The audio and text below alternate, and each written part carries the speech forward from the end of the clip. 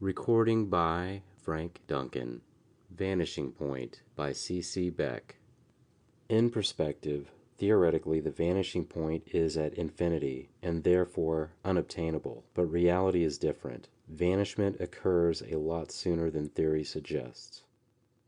That? Oh, that's a perspective machine. Well, not exactly, but that's what I call it. No, I don't know how it works. Too complicated for me.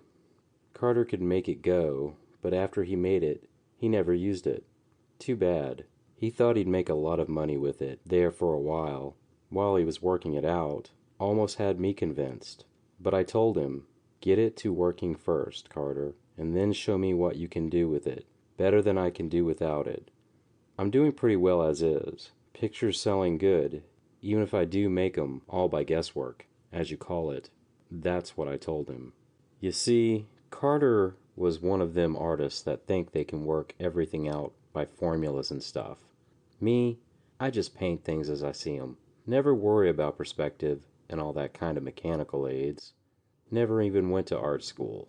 But I do all right. Carter, now, was a different sort of artist.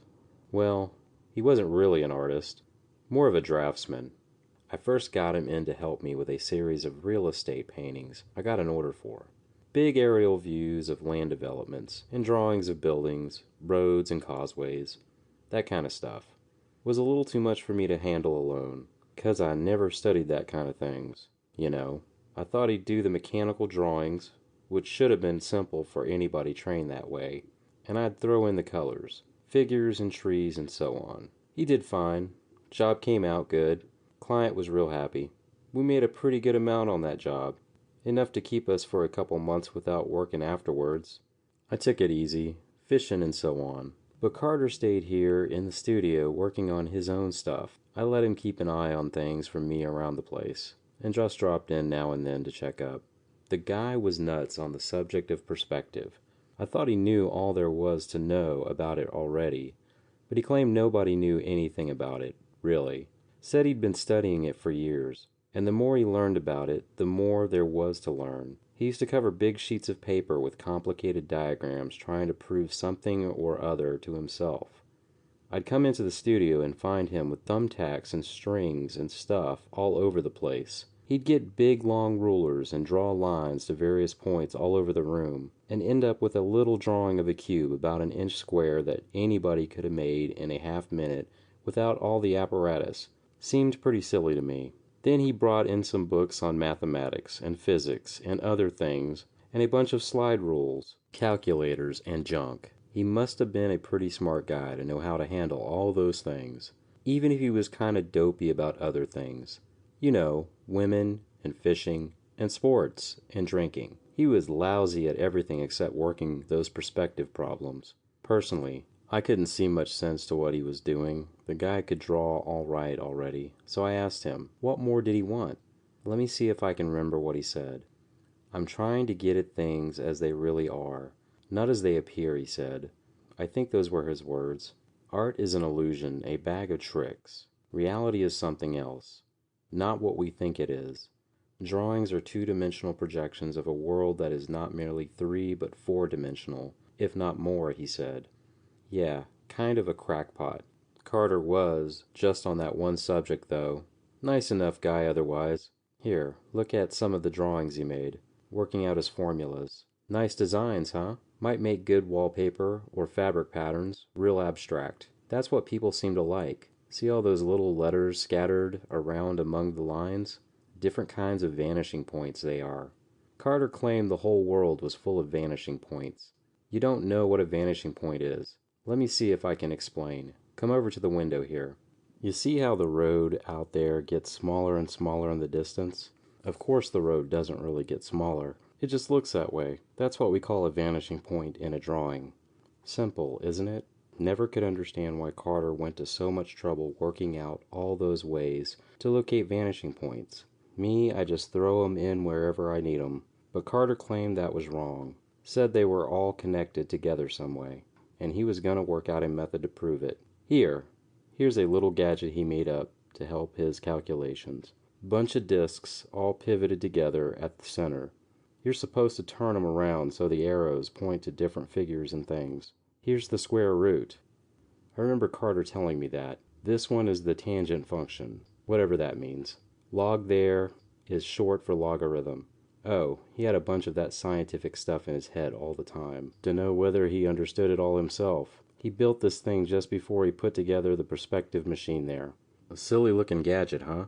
All them pipes and wires, that little cube in the center. Don't try to touch it. It ain't really there. You just think it is. It's what Carter called a teteract, or a cataract. No, that ain't the right word. Something like that. Tesser, something or other. There's a picture like it in one of Carter's books. Hurts your eyes to look at it, don't it? That's what Carter thought was going to make him a lot of fame and money. That perspective machine. I told him nobody ever made a drawing machine yet that worked, but he said it wasn't supposed to make drawings.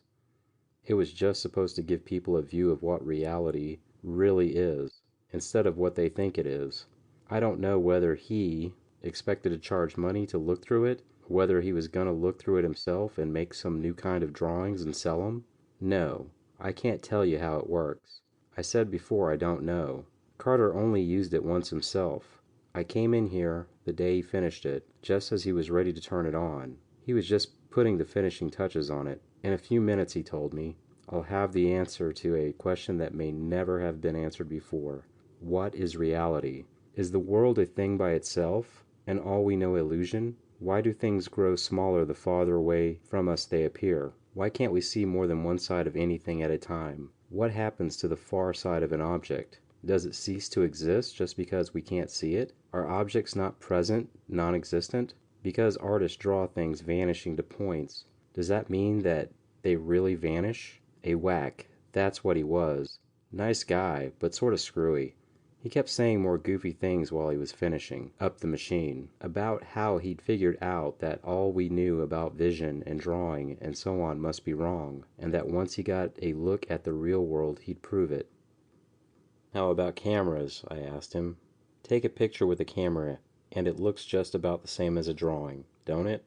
That's because cameras are built to take pictures like we're used to seeing them, he said. Flat, two-dimensional slices of reality, without depth or motion. Even 3D moving pictures, I asked. They're closer to reality, he admitted, but they are still only cross-sections of it. The shutter of a movie camera is closed as much of the time as it is open. What happens between the times it's open? You know, he went on, people used to think matter and motion were continuous, but scientists have proved that they are discontinuous. Now some of them think time may be, too. Maybe everything is just imaginary, and appears to our senses in whatever way we want it to appear. We are so well trained that we see everything just as we are taught to see it, by generations of artists, writers, and other symbol makers. If we could see things as they really are, what might happen? We'd probably all go nuts, I told him. He smiled. Well, here goes, he said. It's finished. Now to find out who is right. The scientists and philosophers who say reality is forever unreachable, or the artists who say there isn't any reality, that we make the whole thing up to suit ourselves. He moved one of those pointers you see there, and squinted around at the different scales and dials, and then stepped back. That little Tessie thing appeared. Real small at first. Just a point. You could hardly see it. I couldn't see anything else happening, and thought he was going to do something else to the machine. I turned to look at Carter, and saw his face was white as a sheet. Good God, he says. Just like that. Good God. That's all. Well, I says to him, who is right? The scientist or the artist? The artist, he sort of screeches. The artists were right all the time. There is no reality. It's all fabric of illusion we've created ourselves. And now I've ripped a hole in that. He gives a strangled hoot and goes hightailing it out of here, like something was after him. Jumps in his car and roars off down the road and disappears. Nah, I don't mean he really disappeared. Are you nuts? Just roared on down the road till he got so small I couldn't see him no more. You know, the way things do when they get farther and farther away. Happens every day. That's what us artists mean by perspective. The machine? Well, I don't know what to do with it. If Carter ever comes back, he might not like me getting rid of it. maybe I'd put it in the hobby show at the county fair next week. Though, you notice how that funny looking cube inside there gets bigger every time you look at it? There, it just doubled its size again, see? People at the fair ought to get a big kick out of that. No telling how big it'll get with all those people looking at it. But come on, let's go fishing. We'd better hurry or it'll be too late. The end. End of Vanishing Point by C.C. Beck. Recording by Frank Duncan.